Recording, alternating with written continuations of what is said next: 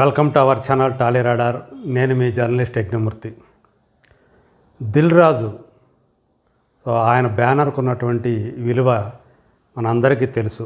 ఇవాళ టాలీవుడ్లోని అగ్రగామి నిర్మాణ సంస్థల్లో శ్రీ వెంకటేశ్వర క్రియేషన్స్ ఒకటైతే అగ్ర నిర్మాతల్లో దిల్ రాజు ఒక్కరిగా చలామణి అవుతున్నారు. ప్రస్తుతం ఆయన తెలంగాణ ఎఫ్డిసి చైర్మన్గా కూడా బాధ్యతలు నిర్వర్తిస్తూ ఉన్నారు.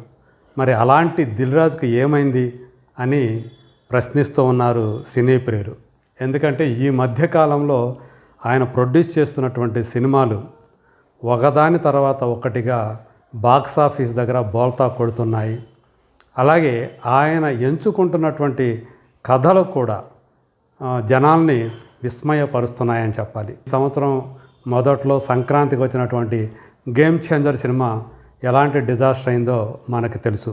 శంకర్ లాంటి భారతదేశంలోని అగ్రదర్శకుల్లో ఒకరైనటువంటి ఆయన దర్శకత్వంలో అలాగే గ్లోబల్ స్టార్గా అభిమానులు పిలుచుకుంటున్నటువంటి రామ్ చరణ్ కథానాయకుడు కానీ గేమ్ చేంజర్ని రక్షించలేకపోయాయి. ఇప్పటికీ కూడా ఆ సినిమా వార్తల్లో ఏదో విధంగా నలుగుతూనే ఉంది. అంతకుముందు విజయ్ దేవరకొండ కథానాయకుడుగా ఆయన తీసినటువంటి ఫ్యామిలీ స్టార్ ఆ సినిమా ఎంతగా ఆడియన్స్ని డిసప్పాయింట్మెంట్కి గురి చేసిందో మనకు తెలిసిందే. అప్పటిదాకా కూడా గోల్డెన్ లెగ్ అంటూ వచ్చినటువంటి మృణాల్ ఠాకూర్ హీరోయిన్, ఆమె కూడా ఆ సినిమాని కాపాడలేకపోయింది.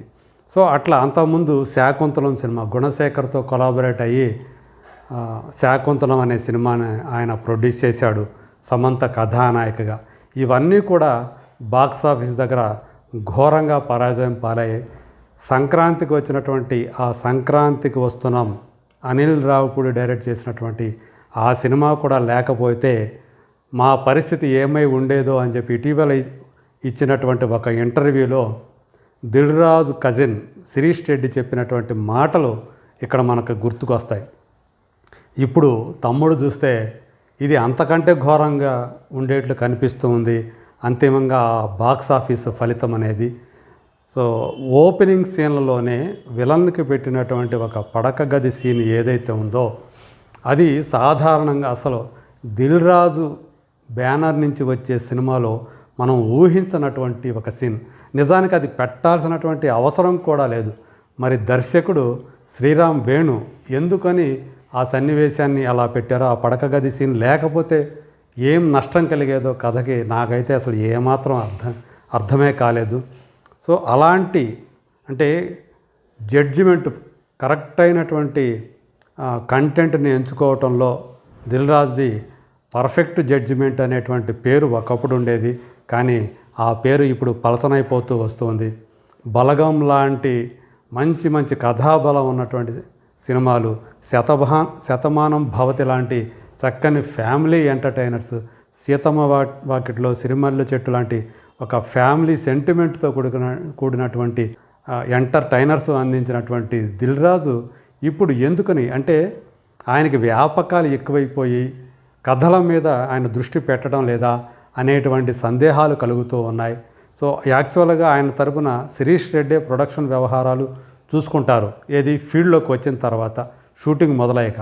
కానీ షూటింగ్ మొదలవక ముందు ఒక సబ్జెక్ట్ అంటే పెద్ద సూపర్ స్టార్లు లేదా టాప్ డైరెక్టర్స్తో వర్క్ చేసే సినిమాలో కూడా ఆయన ఖచ్చితంగా కథ అనేది వింటారు. ఆ కథ నచ్చితేనే ఆయన ముందుకు వెళతారు అనేటువంటి పేరు ఉంది.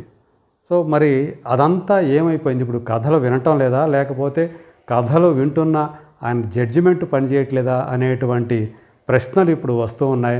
అందుకని ఇప్పుడు ఒకప్పుడు దిల్ రాజు బ్యానర్ నుంచి సినిమా వస్తుందంటే ఒక మంచి సినిమా చూస్తాము అనేటువంటి నమ్మకంతో సినిమాకి వెళ్ళేటువంటి ప్రేక్షకులు ఇవాళ ఆ నమ్మకం పెట్టుకోలేని పరిస్థితికి రావటం వెనక కారణం ఏంటి? దీనికి సమాధానం అయితే దిల్ రాజే చెప్పాలి. మరి ఇందులో అంటే సినిమా చూసుకునే ఉంటాడు ఆయన. శ్రీరామ్ వేణు ఆ సినిమాని ఎలా తీస్తున్నాడు ఏంటి అని మధ్యలో రష్ కూడా మరి ఆయన చూసుకునే ఉండాలి. ఎందుకంటే తను స్క్రిప్ట్ చదవకుండా అయితే ఈ సినిమా పట్టాలు ఎక్కించి ఉండేవాడు కాదు అనేది నేను అనుకుంటూ ఉన్నాను. మరి ఆయన అంటే ఓవర్లుక్లో వెళ్ళిపోయిందా ఈ స్క్రిప్టు అనేది, శ్రీరామ్ వేణు మీద నమ్మకం బాగా నమ్మకం ఉంచి అతను పూర్తిగా వదిలిపెట్టేశాడా స్క్రిప్ట్ విషయం, ఆ సన్నివేశాలను ఆయన తీస్తున్నటువంటి తీరు, ఇవన్నీ ప్రశ్నలు వస్తాయి. ఈవెన్ సినిమా విడుదలకు ముందైనా ఆయన ఖచ్చితంగా చూసుకొని ఉంటాడు కదా సినిమా మొత్తం కూడా. మరి ఎందుకని ఆ సన్నివేశాన్ని ఎందుకు ఉంచాడు మొదట్లో నేను చెప్పినటువంటి విలన్కి సంబంధించినటువంటి సన్నివేశం. అలాగే అక్కకి తమ్ముడికి మధ్య ఉండాల్సినటువంటి ఆ కనెక్టివిటీ ఈ సినిమాలో కంప్లీట్గా మిస్ అయిపోవటం, అదే ఆడియన్స్ని ఈ కథతోటి అనుసంధానం కాలేకపోవటం, అలాగే హీరో పాత్రతోటి ఆడియన్స్ సహానుభూతి చెందలేకపోవడం, కనెక్ట్ కాలేకపోవటం, ఇవన్నీ కూడా మనకి చాలా స్పష్టంగా కనిపిస్తున్నాయి. ఆ కథ పెడుతున్న తీరు చాలా చోట్ల థియేటర్లో ఆడియన్స్ నవ్వుకుంటున్నారు, పెద్ద పెద్దగా శబ్దాలు చేస్తూ ఉన్నారు. కొన్ని చోట్ల అంటే హాస్యాస్పదంగా ఇది సినిమా బాగా ఎంటర్టైన్ చేస్తుంది అని వచ్చేటువంటి నవ్వు కాదు అది, ఆ శబ్దాలు అవి కాదు, ఆ చప్పట్లు అవి కాదు. సో ఇక్కడ ముందే గొడవ చేసేస్తూ ఉన్నారు వచ్చే ఆ సన్నివేశాలు చూస్తూ ఇబ్బంది పడుతూ. సో ఒకచోట డైలాగ్స్ కూడా ఇబ్బంది పెట్టే రకంగా ఉన్నాయి, నవ్వు తెప్పించే విధంగా ఉన్నాయి. మరి శ్రీరామ్ వేణు కంప్లీట్గా కంట్రోల్లో ఉండి ఈ సినిమా తీశాడా? ఎంసీఏ లాంటి మిడిల్ క్లాస్ అబ్బాయి లాంటి సినిమా చేసినవాడు, అలాగే వకీల్ సాబ్ లాంటి సినిమా చేసినవాడు ఇలా ఎందుకు అదుపు తప్పిపోయి ఆ కథని అలా తయారు చేశాడు అనేటువంటి సందేహాలు కలుగుతాయి. అందుకని ఇప్పుడు దిల్ రాజు జడ్జిమెంట్ మీదే అందరికీ కూడా సందేహాలు వస్తూ ఉన్నాయి.